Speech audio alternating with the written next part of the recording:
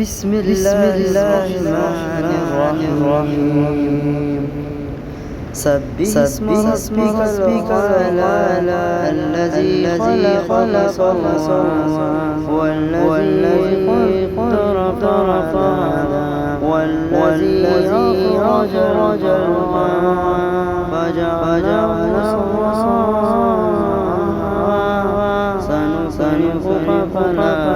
تنسى إلا ما شاء الله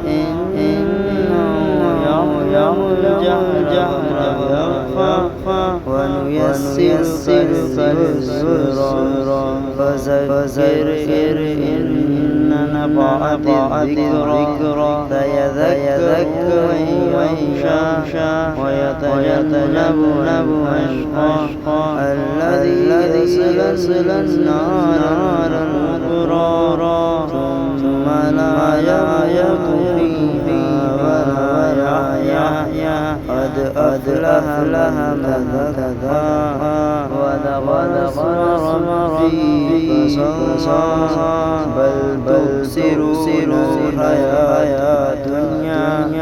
والآخرة خير وأبقى إن هذا لفي الصحف الأولى صحف إبراهيم وموسى